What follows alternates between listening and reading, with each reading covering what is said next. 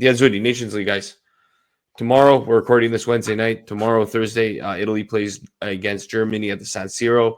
And then they play Sunday in the return leg in Dortmund at our favorite stadium, the Westfalenstadion in Dortmund, where Italy just played in the Euros. What was it, a 2-1 win versus Albania, right? Mm-hmm. It was a Bastoni and Barella scored the goals, right?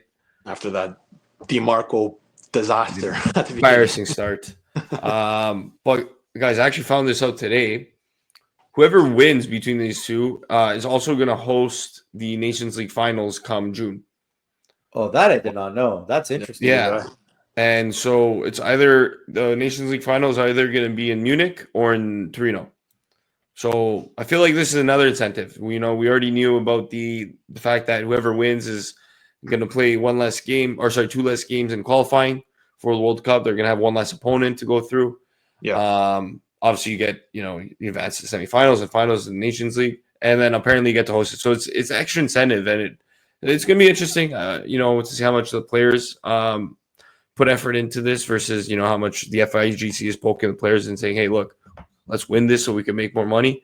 But at the end of the day, I want them to win. I think more importantly is it's been what, 4 months since they last played in November. Looking back last year's embarrassment at the Euros, it just feels like they've turned a new page, right? And if you look at the roster, not many of these players were even at the Euros. And so it's just an opportunity to grow together as you're going to get into a busy 2025. Because if you win, you go to semifinals and finals in June, and then World Cup qualifying in the September, October, November windows. And if you lose, it's World Cup qualifying June, September, October windows. So the Azzurri have a busy 2025. So it's just an opportunity to play together against a tough opponent. Are they going to win? Honestly, Germany's a really good team, so I doubt it. But anything could happen. It seems like Italy has a magic touch when it comes to the Nations League, so we'll have to see. But yeah, I think more important is just getting time together.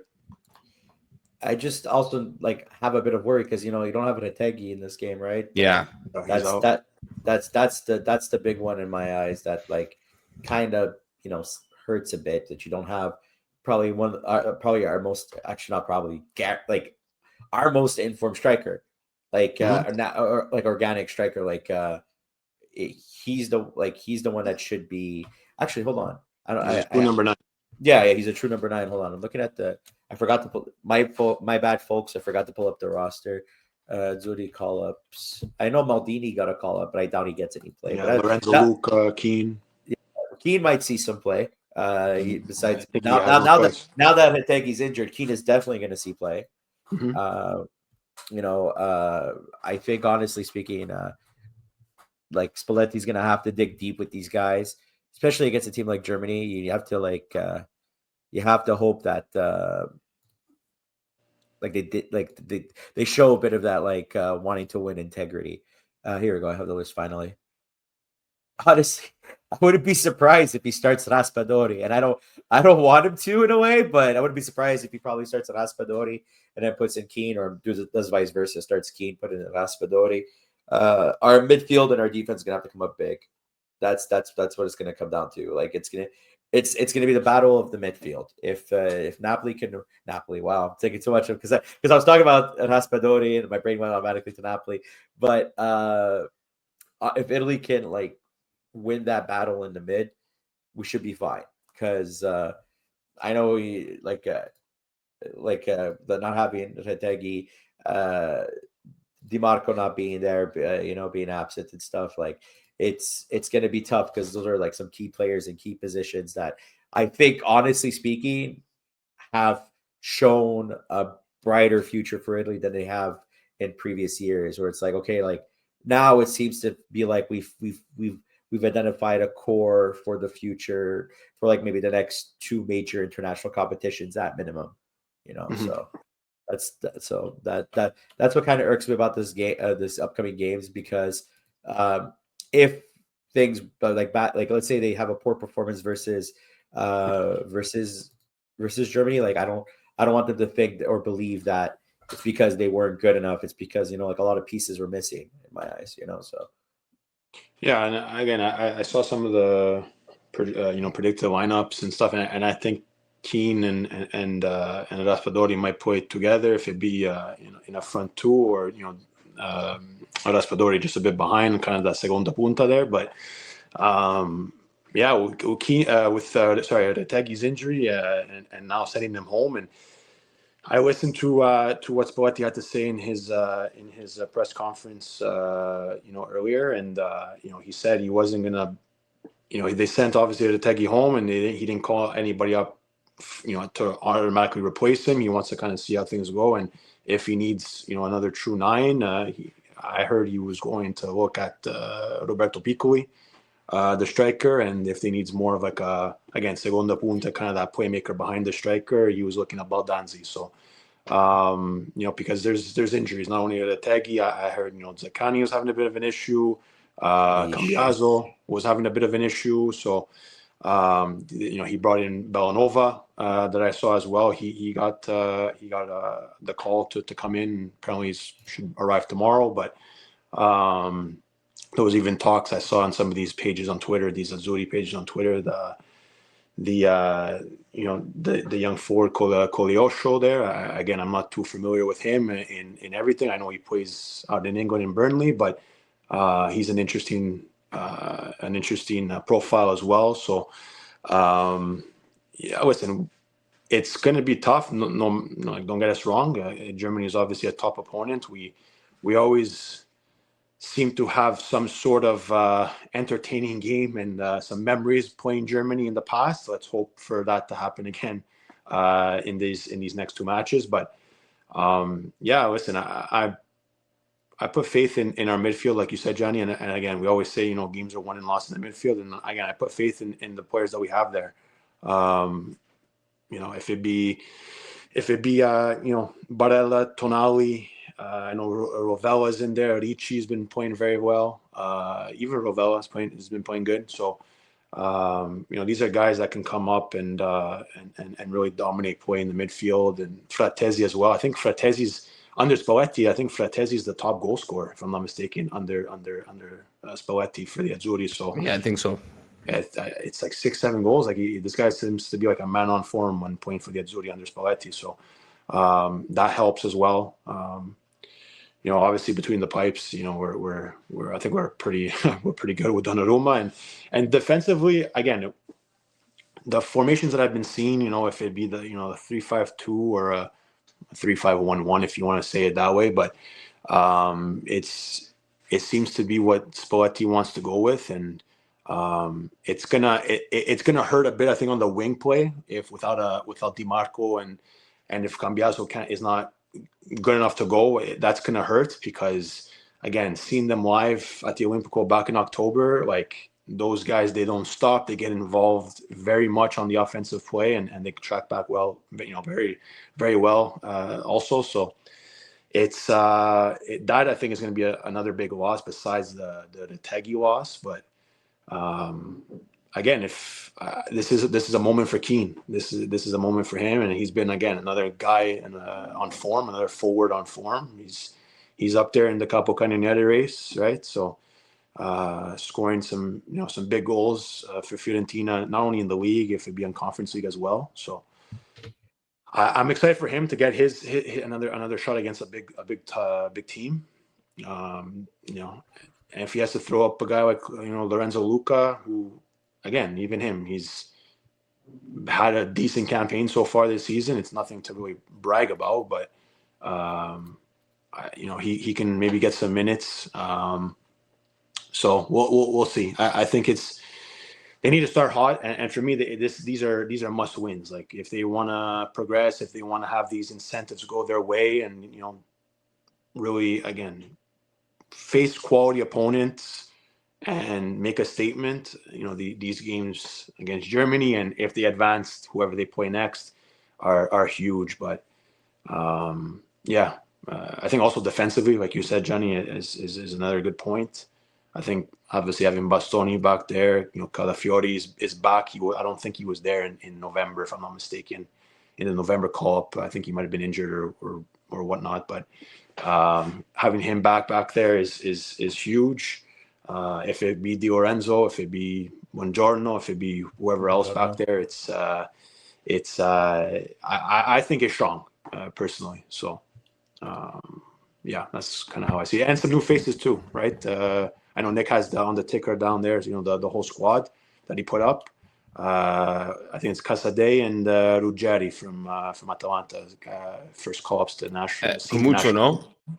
No, Or was Cumucho he already called up? He already was called up, if I'm not mistaken. But I think it's Casade and Ruggeri, like I said, I think are the newest of additions to this rotational squad that Spalletti has been really experimenting with. So yeah, shout out to them, and maybe they get minutes, maybe they don't. I don't know, but yeah, we need a win tomorrow. That's 100%. And again, when the national anthem hits, it always gets us in the mood. So I'm excited. And you got to respect the fact that like Spalletti is digging into the barrel. Like he's looking at as much talent as he can to see what else does he have available to him. Like he's trying not to stay stagnant with the same roster that many managers tend to go wrong with in the past of like just staying within the same crew. It's like, okay, like let's leave no stone unturned, Except for this guy. Yeah. I know, or Orsolini not being called up. Yeah. Spalletti.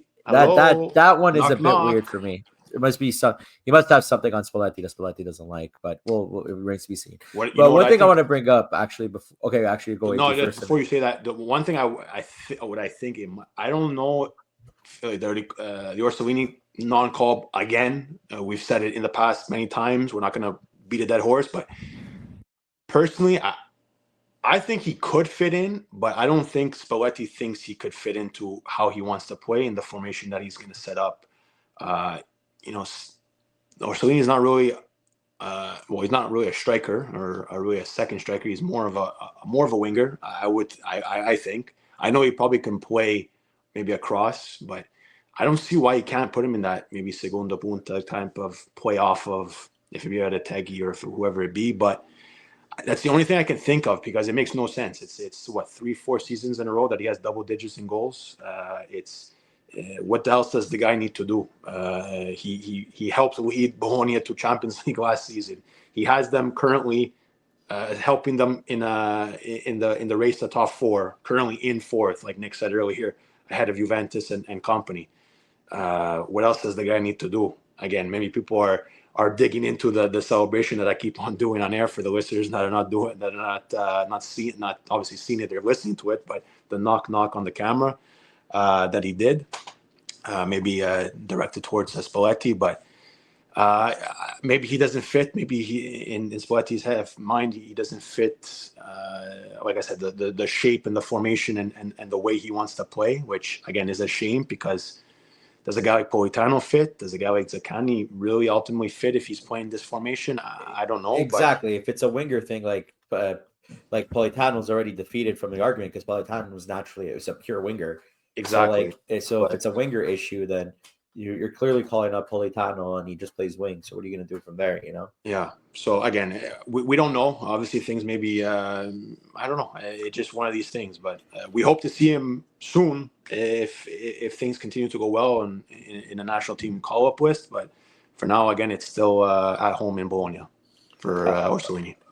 And speaking of about between the pipes, just quickly, Nick, before we move on to the next topic, and call-ups in Italy, did you guys see the news with Buffon's son? How he wants to actually play for the Czech national team instead of the Italian national team because he feels more in connection with his Czech side than his Italian side. Which I don't know, I don't know about you guys, kind of stings a bit. What do you guys make of that? Because I feel a little bit off-put by that comment. Yeah, maybe he's not. And I'll put in my 2 cents. I don't know anything about him besides the fact that he's Buffon's son. I first heard about this kid a couple months ago, whatever. I wonder if maybe he just recognizes that he might not have the talent to play for the Italian national team, and he's just kind of conceding and saying, "Okay, let's play for the Czech national team." Can you guys name one Czech player Jakub Jankto? What right now? Yeah. Sheik, Oh my no? Is it God, Patrick Sheik? Sheik. Yeah. Oh yeah. Is he I Czech? was about to David say. I was about to Pasternak, say. wrong sport.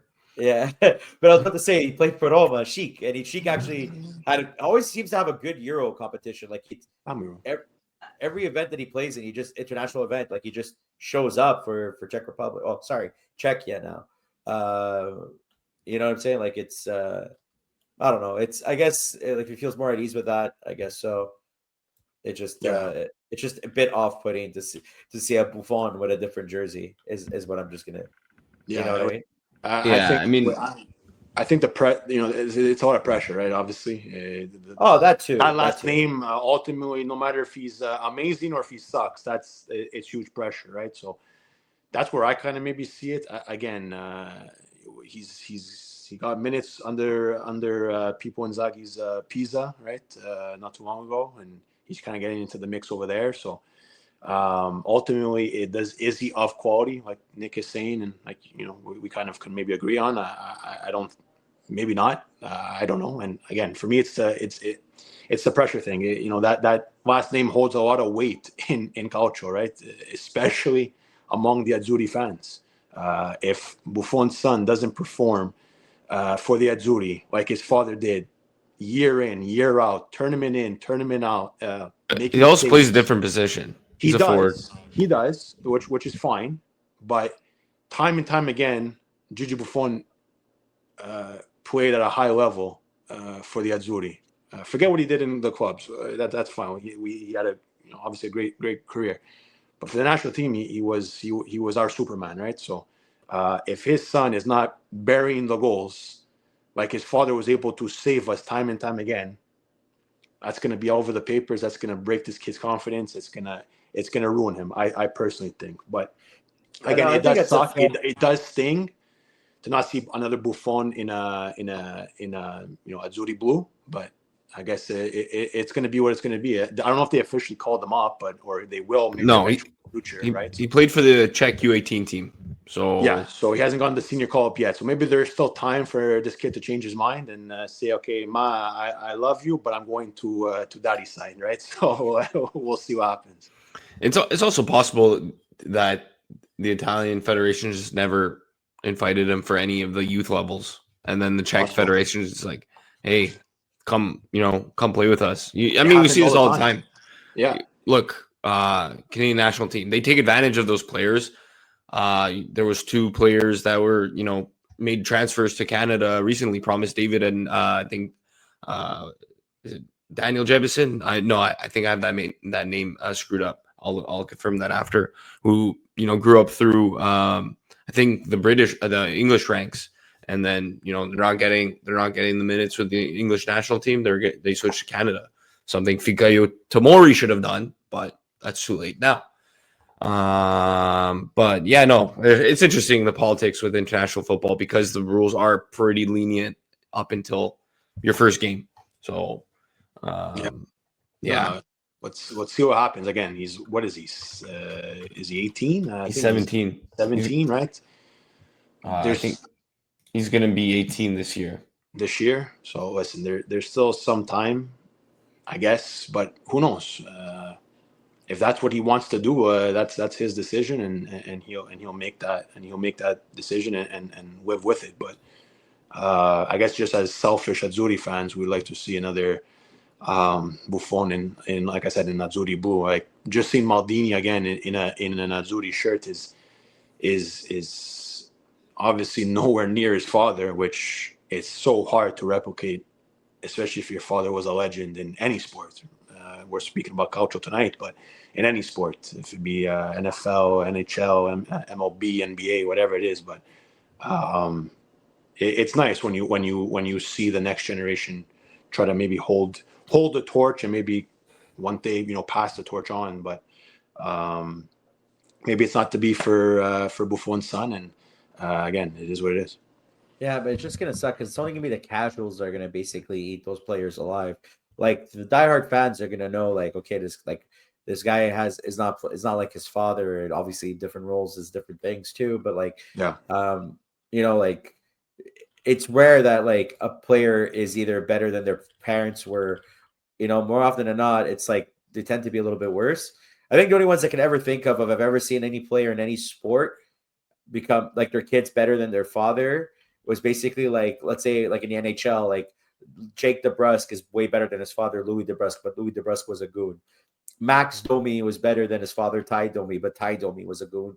You know, like Ray Bork's It's either son. one way or the other. Yeah, it's either like, the father was a legend or great, and the son sucks, or vice versa. The father was mediocre, and the sons are amazing. Well, that's why like the Maldinis, right? Like the grandfather, like he wasn't. I'm not saying he was horrible, but he, like his son is clearly better than his legacy.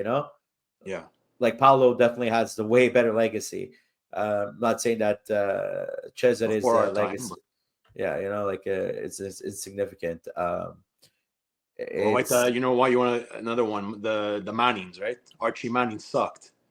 Yeah, he was okay. Like he was decent. His team sucked. No offense, Nick. The Saints were terrible at that time, but Archie Manning was mediocre at best, in my opinion. And obviously, his sons are, two-time, Super Bowl champions, and arguably a Hall of Famers. So it's either one or the other. They're definite Hall of Famers at this point. Yeah. So I think it is what it is. Yeah, Archie Manning, he had a decent enough career. I mean, I wasn't around, but like you said, he was on a really bad Saints team at the time when they were really bad. So, it's kind of hard to compare, but for sure his sons are better than him. And I think, was his grandson, Arch Manning, that I think he's at Texas now. Yeah. Could be the next great Manning. Come to haunt the Patriots. No, please. I can't stand the Mannings, but it's a valid point. So yeah. Guys, I wanted to talk about looking at Germany's team. I didn't see their call up list. So I mean, seems like a good enough team. You got your Sanes, you got your Musialas, you got your Goretzkas. But it's the attack Wirtz? that is he there? Wirtz? Florian Wirtz is not there. That's what I was gonna say. It's the attack that kind of takes a step back. They got Jonathan Burkhart, plays for Mainz. He's made 2 appearances for the national team. They got Tim Kleindienst. Sorry, I can't say that. 4 appearances, 2 goals. Plays for Borussia Mönchengladbach. And Dennis Undav, 5 appearances, 3 goals. Plays for Stuttgart. So this is not their best attack. Fulkrug isn't there. Gnabry isn't there. Havertz isn't there. In the midfield, Wirtz isn't there. Julian Brandt isn't there. So they've left some names at home. I don't know if there's injuries. I don't know if they wanted some rest. They're maybe they're just not performing well. But it's Germany. Anything can happen. Their defense is kind of their normal defense. They got Rudiger. They got Kimmich. They got Schlotterbeck. And then in nets, Ollie Behrman is there as the veteran. No Neuer, and he retired from the national team. No Ter Stegen either. So a couple of guys you probably never heard of: Stefan Ortega and Alexander Nobel. So a lot of names we don't know, but are probably better as a team than the Azzurri. So it's gonna be interesting, right? Yeah, but I think we have to take advantage of that, right? Like it's to your point, Nick. The attack to us again, German listeners, anybody who follows the German league, maybe we're wrong. I don't know, but we have to take advantage of that to focus on what we have to focus on, and we have to take advantage. And I think they have to start. The Azzurri have to start hot. They have to start well. It's not going to be every time where you go down in the first minute against France and then come out with a win after 90 minutes. That happens. Okay, great. Oh my God, amazing. We beat France in France.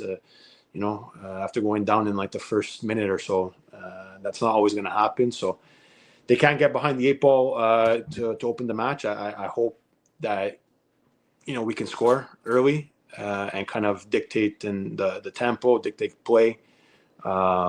Use our strengths to our advantage and hopefully find their weaknesses and go from there and make it, like I said earlier, another Italy Germany match to maybe look back on in a couple of years and say, oh my God, you remember when so and so scored and we beat Germany in the Nations League, whatever. So obviously the caliber and the level of that is not of a Euro 2012 or World Cup or 2006, but still every time we can stick it to the Germans, I think it gives us some satisfaction. So I'm hoping for a quick start and like I said earlier, to open this discussion, we need 2 wins. We need wins, and we need them, in quick succession. And I'm hopeful because, like I said, I don't know when we said this, maybe a couple episodes ago. No matter what the game is, anytime the Azzurri are on, we're all in, passionate, and we just want the best for the Azzurri because it's enough of this bullshit, not doing well and not making this, not qualifying for that, not taking advantage when we have the chance, and bowing out in tournaments that we shouldn't be bowing out to the opponents that we face. So I just want good things, and again, I'm optimistic that these things will come. I had something on the tip of my tongue, but I forget. Yeah, sorry guys. I was about to say something. It's gonna come back. I opened my mouth and I forgot. No, but what I actually wanted to say earlier, it's funny with Italy's squad selection. The 3 goalies are the same from the Euros. Most of the players that have come back from the Euros are actually defenders. Di Lorenzo, Bastoni, Cambiaso, Buongiorno. Calafiori, Gatti, Bellanova. These are all guys who were part of the Euro squad. Couple of guys in midfield, Barella, Frattesi. That's it. And then only Raspadori and Zaccagni up front. So a lot of changes up front. So I think that's where I think that's where there's jobs to be won. We talked about it. Retegui, it sucks that he got hurt. I wonder if it's just him wanting to rest for the rest of the season for Atalanta. But I think Ken has an opportunity to make a mark here, because he's been having a fantastic season as well. So it's gonna be interesting. I feel like regardless, looking at the 4 groups for both teams, I don't think there's gonna be a lot of goals scored in this game. I could see like a 0-0, 1-0 game, and that would be the most Italy-Germany game ever. It's gonna come down to the wire at like the last moment. Yeah, a game of inches, so to speak. I'm seeing. In my head, I think of a 2-1, but it wouldn't shock me like exactly what you said, Nick. So we'll see there, but can't forget it. It's 2 legs, so exactly. Tomorrow's game is basically half. It's at the end of it, it's halftime. Yeah. So listen. If they go down, even if they lose, they have a chance, right? So I'm selfish and I want 2 wins just to really stick it to the Germans. But if they lose 2-1, they have still things to play for. When is it? Sunday? In Germany. Yeah, Sunday.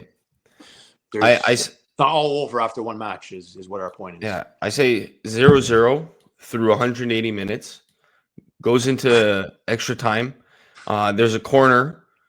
Di Lorenzo picks up the ball, curls it into the back of the net. A minute later, Zaccagni counters with Moise Ken, puts it into the back of the net, 2-0 Italy. They pack their bags and they go to Torino. Andiamo a Torino, Pepe. Andiamo a Torino, Pepe. Forget I love how me and Adri had like the same thought. Forget Berlino, going to Torino. That's a quote. Any last thoughts, Johnny, about Italy? Predictions? 2-1 Germany. 2-1 tomorrow? Yeah. Tomorrow? No, okay. Yeah. Sunday? Sunday, maybe nice surprise. Like a reverse Italy win. I think that would be pretty cool to see. Like, I think we're gonna get like disappointed in the first half, and then like first half in terms of like the first game, and then get surprised in the second half.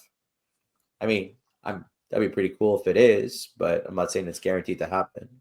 Who are you looking to maybe step up the most? In terms of like like the players on the Just squad. just in general, like Keane, kind of know maybe the lineup again. Things can change overnight, but Keane. do you think? At the end of the day, we need Keane to be good. We need him to be the best player on the pitch. Actually, him and Bastoni. If we're being realistic about it, but I have faith in Bastoni actually being good and consistent for the team. Like I don't have any qualms or like worries about like how he's gonna play. You know what I mean? Like I agree, and I'm going to throw in Tonali's name into that too. Well, Tonali, yes, because he's gonna have to be the play setter. You know, win that ball and set it up. Yeah, like and just get it going. You know. Yeah, that midfield's going to have to run. Nick, I don't know if anybody else to add there, but Keane, I think those Keane. are Honestly, like I said before, Keane. Yeah, it's and I want to see Tonali make an impact. The opportunity that he's getting, I think he had like. This comes at a perfect time. He has to take advantage. This is the perfect time for him to do so. You know, this is the perfect time for him to create an argument that, like, when push comes to shove to select players for La Nazionale for like whatever international competition, this is where it's like, oh crap, like we can choose either Retegui or Keane, and you have either or as an option. You know, and that'd be great. You know, like because like depth up front for Italy hasn't been great for a very long time.